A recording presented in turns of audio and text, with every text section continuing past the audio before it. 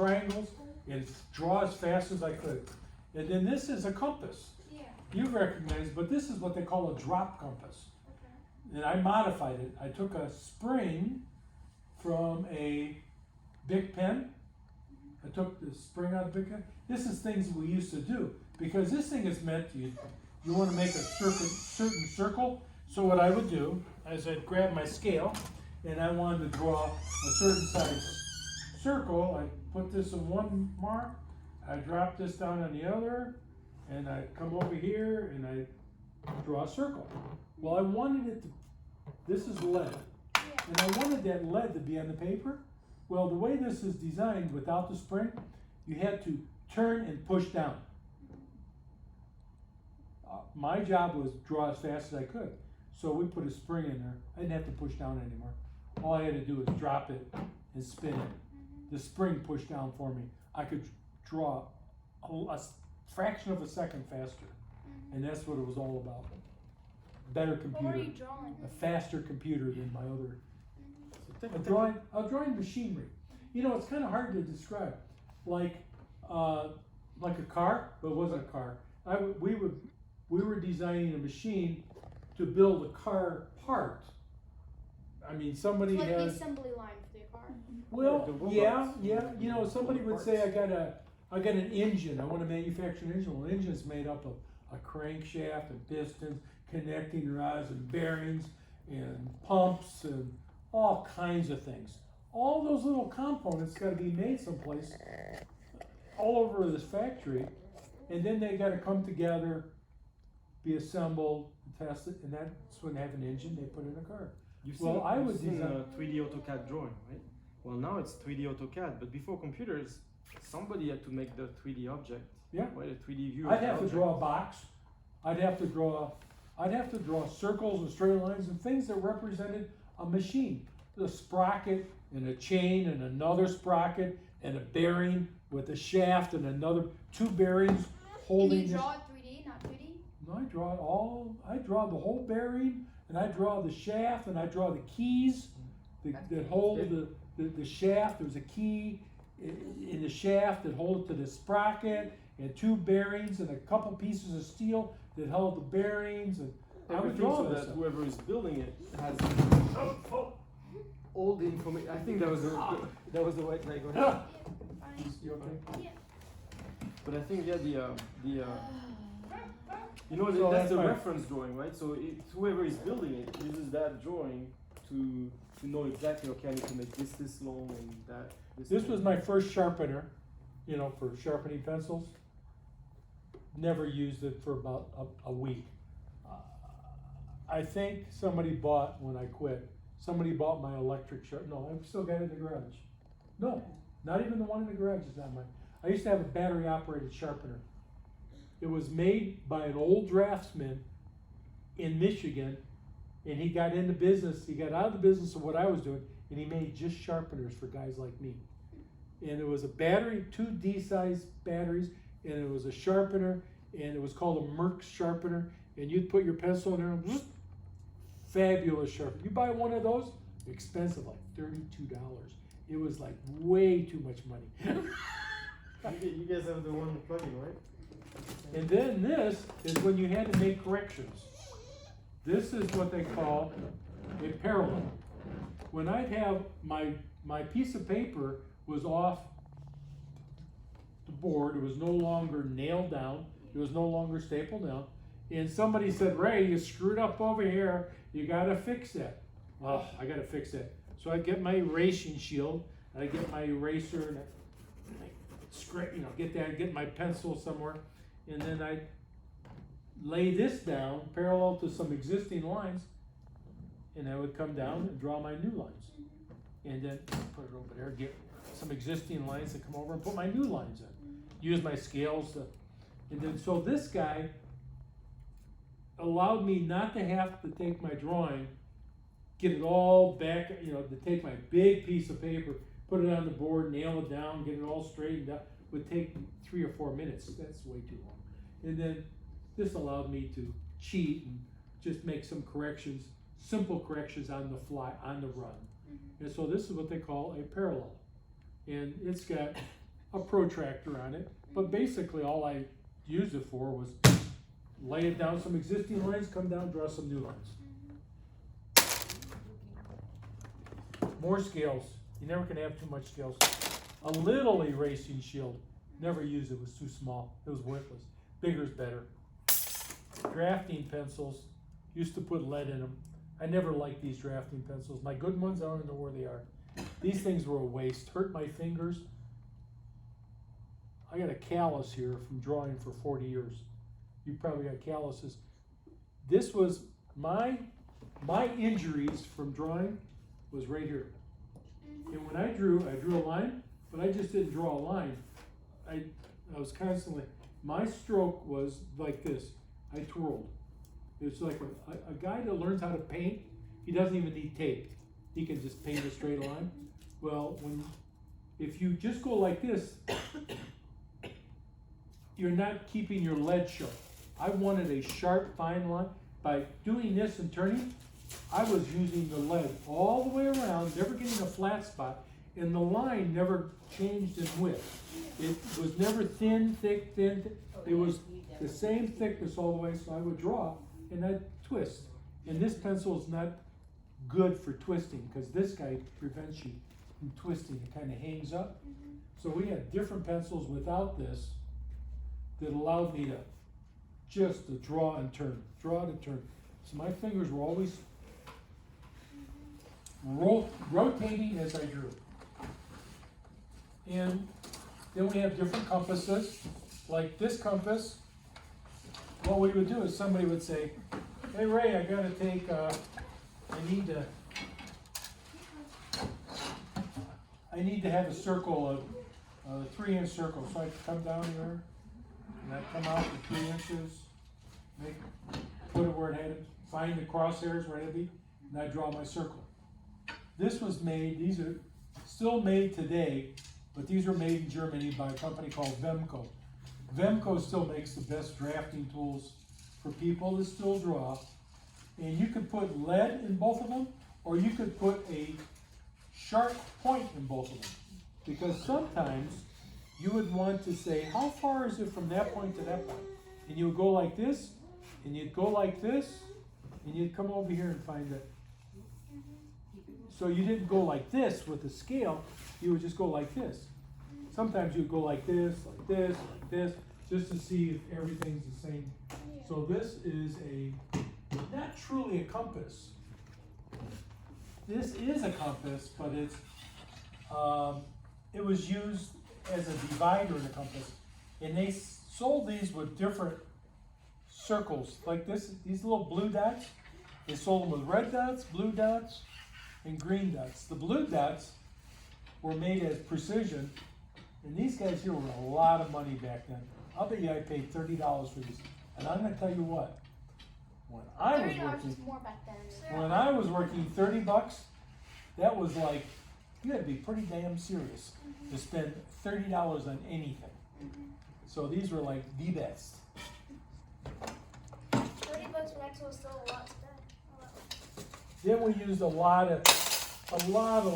like these are the type of erasers I used to use. Yeah. When we first started, we drew with lead, true This is lead, Stigler, right? true lead. And actually, Uncle Mako stole all my lead. I used to have a big bundle of lead, and he says, that's lead. I said, that's right. He says, you can't buy it. I know you can't. He said, I want the lead. So he stole all my lead. Because what happened is, lead is not good for you. So we went from lead to plastic. So all our old lead used to be H's, HB, H2, H. They went from H's to P's, which were plastics, P1, P2, P3. So we started drawing, when we started drawing with plastic, we had to use these type of erasers for removing plastic drawing lead, but not really lead. Pencils, right? In the end, they're pencils. Sometimes somebody wanted a fancy drawing. We used to do all our, if I wrote down the word, if I wrote a word down, or I wrote down a number, like the number 10.000, I just write it down freehand. Some people wanted a really formal drawing, and we didn't have this is my stenciler. Way too cumbersome. we did this for presentation, but there's 3 different lettering sizes, and this was just ridiculous when we had to do this. We hardly ever use these, But but when you had to do like precision or like lettering or what? hardly ever. They would get you down to the 1/8 of an inch. Like Oh, you had to no. do 3/8 of an inch for the bar on the E, and then Oh, like we had, yeah, 5/8 it was of an crazy. inch for. We usually did it for presentation drawings. Somebody was gonna show it at a meeting, or somebody didn't know a damn thing because they were so high up in the company. Mhm. All they looked at is The how pretty it aesthetics, was. And you know, everybody else is like, they understood it, it didn't have to be pretty. But somebody else, man, if it's pretty, it must be something. Mhm. It was dumb. Then, my machines used to have a lot of electrical things. It used to have motors, have resistors and switches and things. And then it also had hydraulic things. I'd have cylinders, and I'd have a Yeah, valve. hydraulic disc brakes. Yeah, you got hydraulic disc brakes. Well, the valves, the hydraulic valves, when something had to make something work, when you pushed down the pedal, Yeah. you shifted something and it made something else. Well, there's all kinds of different valves. Sometimes when you took your foot off the pedal, the oil would go someplace else, not like your bike, but it might go someplace else. The spring would come over and the oil would go over here. And then when you push down, the oil will go over here. Well, those symbols on that valve, this was a template for those symbols. And this one happened to be for air, pneumatic, because we used to draw some things that were run with pneumatic, and we used to have some things that were hydraulic, and the symbols were similar but different. So this was a pneumatic. This wasn't a, templates. what? Templates. You would draw the whole, you would draw the valve, you would draw the way you draw, it's a 2-position valve, a 3-position valve, spring centered, solenoid centered, the single solenoid, spring return. I used to have to know all that That's the stuff. same thing now there in electronics, right? I mean, they have the pre-drawn Yeah. items like Well, there, templates, that's what this stuff is. and then you look There's download all the libraries of electronic templates. symbols. Yeah. The resistors, the switches, the relays, the Ooh, I'll the use tr- that one actually. the transformers, everything. This is the symbolism for all that stuff electronically. We just have to draw. Because we'd have electrical circuits, hydraulic circuits, pneumatic circuits. We'd have to draw, we have mechanical. The mechanical came first, and then we had to do a hydraulic, pneumatic, electrical to make the mechanical work. So I got a lot of templates, a lot of different electrical templates, because some of them were different sine wave deals and, well, anyhow, a lot of electrical, a lot of pneumatic, a lot of hydraulic, a lot of hydraulic. This is more hydraulic, more pneumatic, more electrical,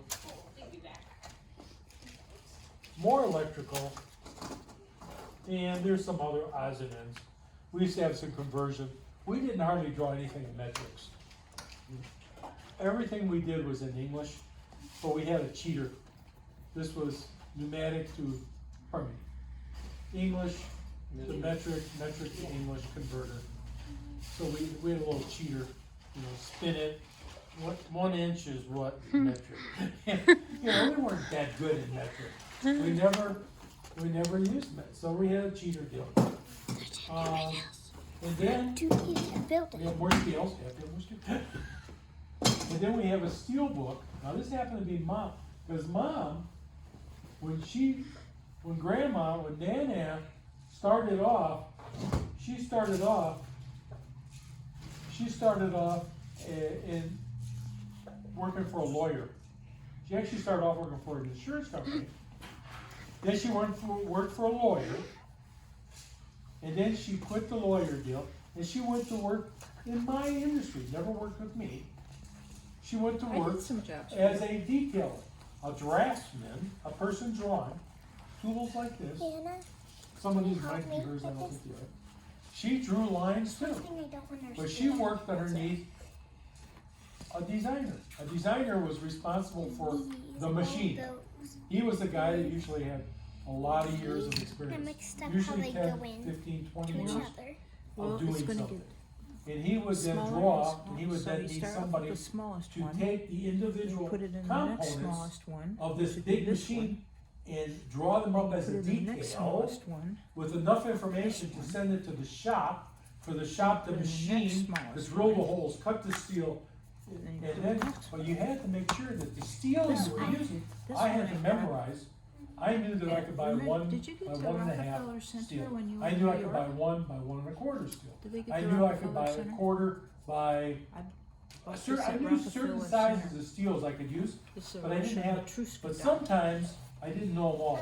So this is I was doing a, like a like, Bible, I just put all them but in this and then I Bible put the is for bottom all the down. Oh, steel you have to put sizes them- that you are have to put them together, American the littlest to standards. biggest. that you can go to a foundry, to a steel producer, to a guy that's making steel in the I was world, doing this and he'll tell you the And sizes of this steels that are standard. into And this. you all, I one. always tried to put use this- a piece I mean, of steel First that I I put knew all I of could them buy. and then I did If that. not, the first thing they were gonna have to do is buy a piece of steel bigger and machine Nope, it you have to smaller, put this little which guy was a in. waste of money Oh, forgot. if I could have used a piece of steel that I could have bought. I did it like that. So You these, did it wrong. this has plates of steel, hot roll steel, cold roll steel, alloy steels, tubing, piping, round, squares, brass, stainless, all the type of steels they have to get going. So I'm done talking, and this, you can take it. I did not have the nerve to throw my life away. So You'll have to do it. this is Papa's life. You can throw it away. That's okay, that's okay. I want it. But if you smell this, smell something, you know what you're smelling? Hard work. 50 years old. You're smelling something that is at least 50 years. I like it. It smells. You're smelling 50 years. I like it. That's mold. No. You're smelling mold. 50 years of mold. Because when I went from one job site to another, if they said, hey Ray, we need you across town, all this, a lot of this stuff gets thrown in there, I pack up my computer and I go across town. Because I might have to work in the field, work out in, I'd have to go work someplace else. So I had to take my stuff that I could work someplace else with. So this was my tools of trade had to go with me. This was my carrying case. On the airplanes, in the car, doesn't matter. I like your engine. But this guy, yeah, this was an American Tourister. This was my attaché case. Now they carry papers. Can you smell it? I'm gonna put that stuff in there. Yeah, Okay? It That smells bad, doesn't it? does. Not bad. Would you like to go up to the room and lay down on the couch? Put them in there.